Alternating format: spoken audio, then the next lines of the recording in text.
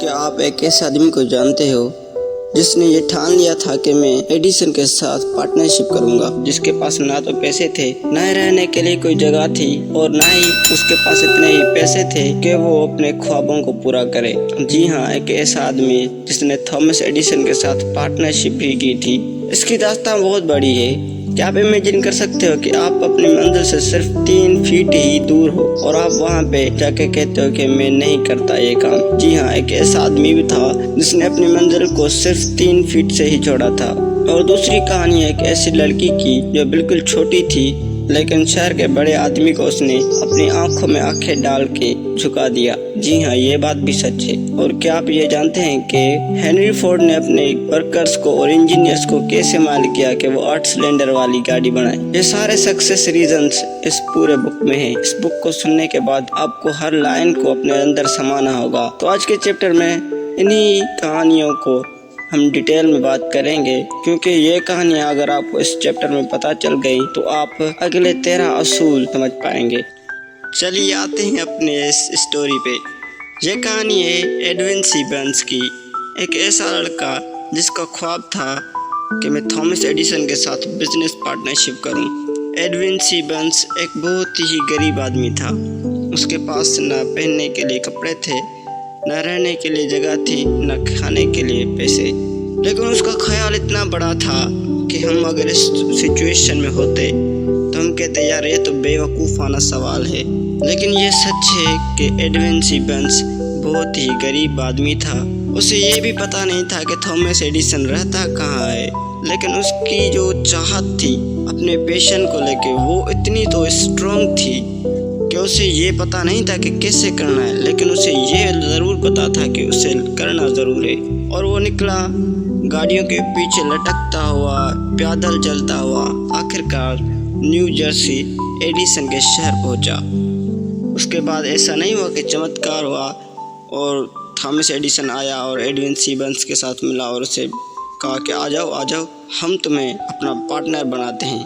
वो कई महीनों तक फुटपाथ पे सोता था और जाके कुछ महीनों बाद उसकी मुलाकात थॉमस एडिसन के साथ हुई और वो थॉमस एडिसन के सामने खड़ा होकर उसे कहा कि मैं यहाँ पे आपके साथ बिजनेस पार्टनरशिप करने आया हूँ। एडिसन ने उसके आंखों में देखा और एडिसन ने बताया कि मैंने बर्न्स के आंखों में कुछ अलग दिखा था। उसने कहा कि मेरे पास अभी तो कोई काम नहीं है तुम्हें देने के लिए, तुम मेरे कंपनी में थोड़ा सा काम कर लो। तो बर्न्स ने कहा ठीक है, क्योंकि बर्न्स को एक मौका मिल गया था थॉमस एडिसन के साथ काम करने के लिए। और बर्न्स कई सालों तक उस फैक्ट्री में काम करता रहा। लेकिन बर्न्स ने अपने कहानी में बताया है कि उसने कभी भी ये नहीं सोचा कि बस मैं अपना काम छोड़ दूंगा और जाके दूसरा काम करूंगा।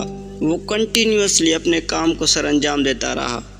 और एक दिन क्या हुआ कि थॉमस एडिसन ने अपना एडिफोन लॉन्च किया, जो अपने पार्टनर्स से कहा कि जाओ इसे सेल करो।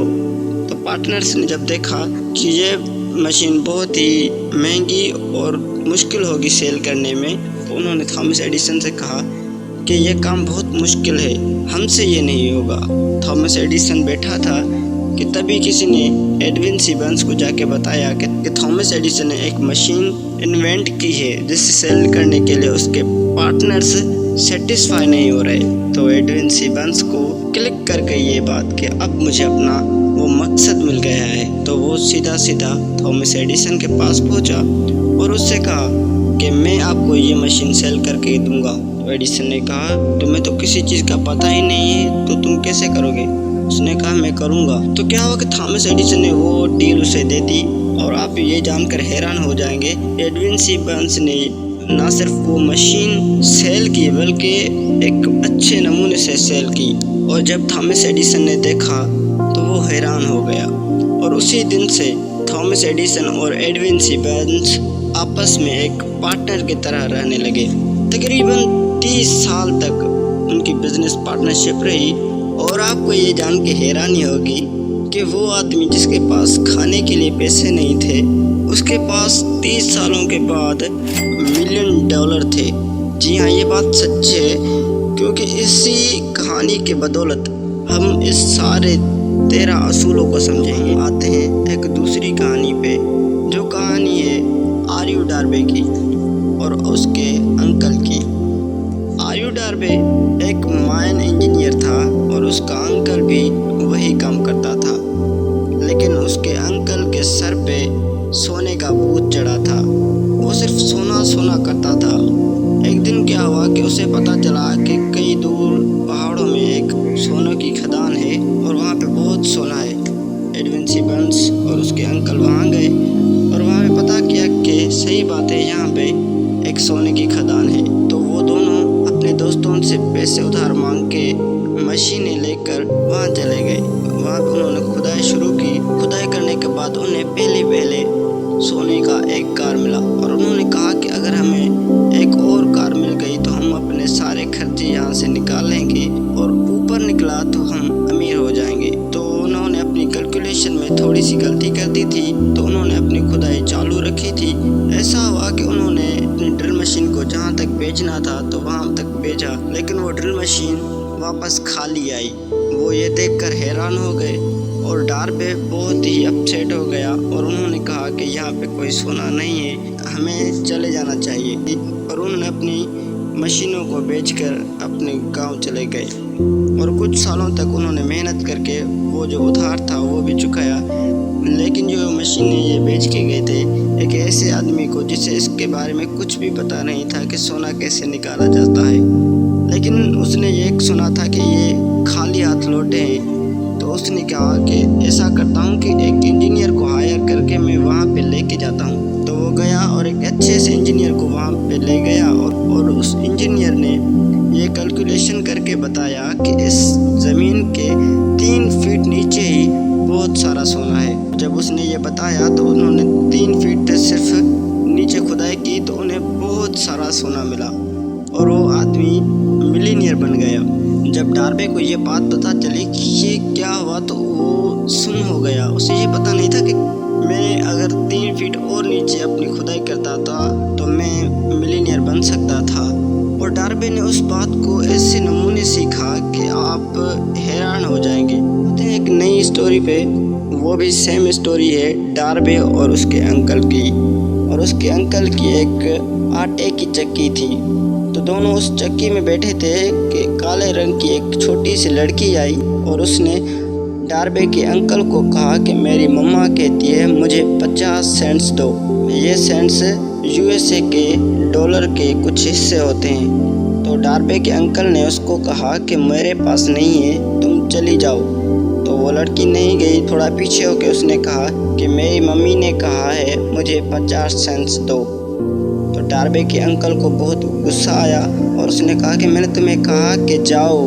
اس نے کہا نہیں، امی نے کہا ہے مجھے 50 سینٹس دو۔ تو ڈاربے کا انکل چکی میں مصروف تھا اور اس نے اس لڑکی پہ دھیان نہیں دیا، اور جب وہ اپنے کام سے فارغ ہوا تو دیکھا تو وہ لڑکی ابھی تک وہاں پہ کھڑی ہے۔ تو اسے بہت غصہ آیا اور کہا میں نے تمہیں کہا کہ جاؤ، اور اس نے پھر سے یہی کہا کہ مجھے امی نے کہا ہے کہ 50 سینٹس دو۔ تو اس کے انکل کو بہت غصہ آیا۔